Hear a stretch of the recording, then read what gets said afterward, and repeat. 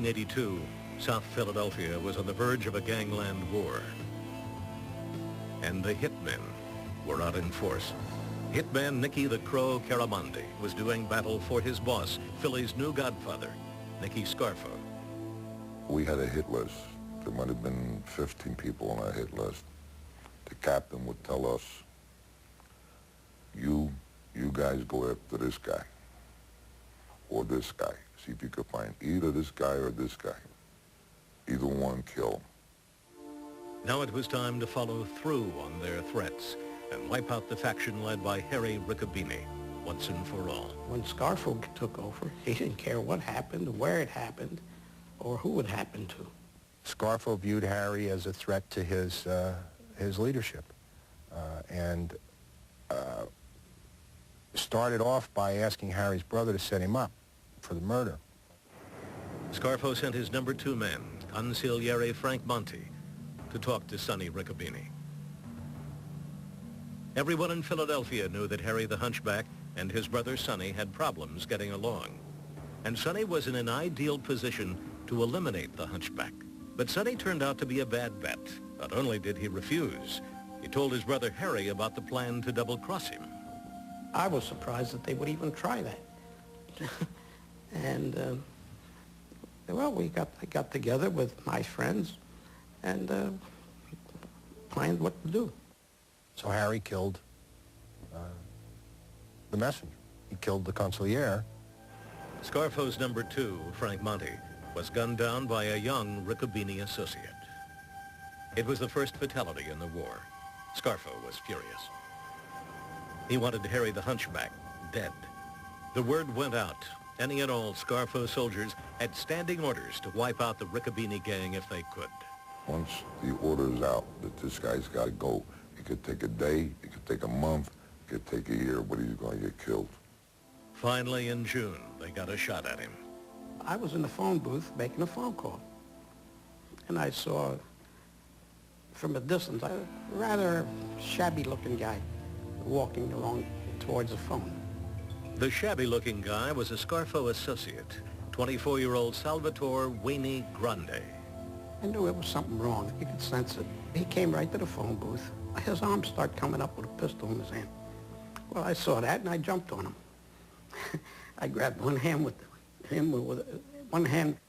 I grabbed him, one hand, I grabbed the arm with the pistol. And he shot me, and he hit me in here, the first shot. The bullet didn't slow Harry down. Instead, the older man grabbed for the hitman's gun. By that time, we were tussling. Not that I'm a strong man or a big man, but I did all right. I set him back a few steps, and he shot again and missed. I grabbed him again. I took the gun off him. Well, lucky for him, it was empty. But not knowing it, I went to, you son of a bitch. At that point, Grande ran. Harry was hospitalized for his wounds, but survived.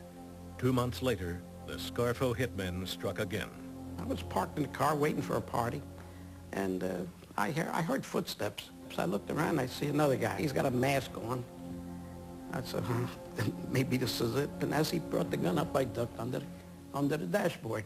He shot the windows, but nothing happened. He just shattered the windows, and he ran. It was really kind of a game of, it was, you know, when you're a kid and you're playing cops and robbers. I mean, these guys were out there looking for each other, trying to set each other up, and out to kill each other. They stopped stalking, because then they knew that I was ready for them. In fact, I used to go out alone, hoping they would show up, but they never did. Scarfo's hit team went looking for another target.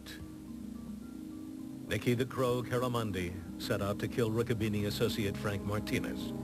The Crow stalked Martinez and monitored his every move. We watched him the morning before, go to work. We've seen what time he gets up. The light goes on upstairs, then the light goes off upstairs, and it comes on downstairs. Once they had their targets routine down cold, they made their move. 3 hitmen moved into action. Charlie Ianich, Gino Milano, and Nicky the Crow.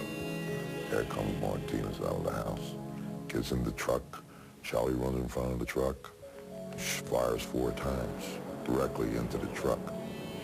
He hit him in the shoulder and the chest, and Gino comes running up and he pumps the whole 5 bullets from his .38 into the truck. They run to the car, we go. Miraculously, Martinez survived.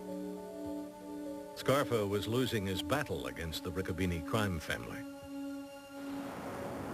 Cops and reporters were starting to refer to Scarfo's men as the gang that couldn't shoot straight. Scarfo's famous temper was rising out of control. He wanted these guys dead. So he handpicked the target that would hurt Harry the Hunchback the most, his brother, Bobby Ricobene. This time, there was no margin for error. It was like 4 teams that went out. It was like 3, 4 guys in each team.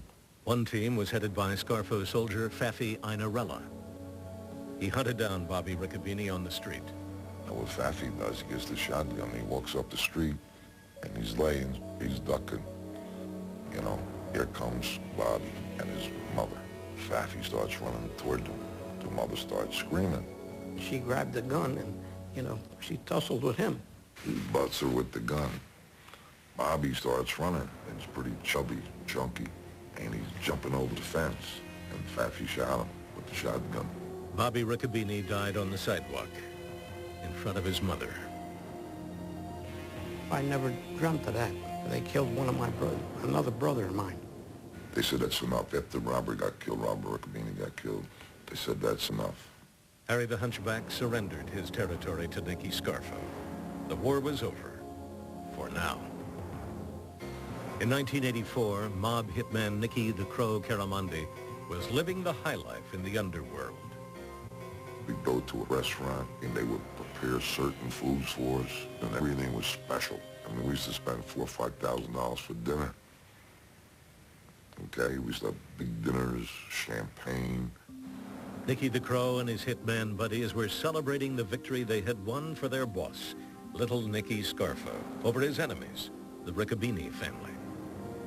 With the Ricobenes out of the way, the hitmen could turn their attention from murder to making money. And their vicious reputation certainly made it easier to collect. In reality, we did anything we wanted to do. But Scarfo wasn't satisfied with success. The paranoid boss never stopped fearing treason from within his ranks.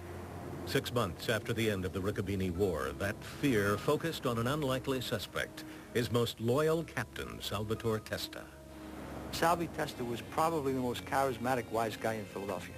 He was the mob prince of Philadelphia. Scarfo, for whatever reason, decided that Salvi Testa was a threat to him. And I think it was his own paranoia, because he saw who Salvi Testa was. Scarfo became suspicious of Testa, thought that he may be a rival. Well, surprise, surprise, what do you think is going to happen? Nicky ordered his hit. They called me and Charlie out, and they said, Salvi's got to go. Made the sign of the gun. The reasons given for killing Testa were vague. It was only clear that Testa was out of favor with the boss, Scarfo. He wasn't married. Like, I'm the boss's daughter. And they start saying he was in the drug business and this and that. Hey, orders are orders. He's not doing the right thing. He's got to go. That's it. But it would not be easy. Salvi Testa was himself an experienced hitman and knew all the moves. We tried 17 different times in front of his house. Salvi was hip. He knew he was going to get it, but he didn't know who. Now, every time he would see you, he would shake your hand and pat you down, bring you close to feel if you had a gun.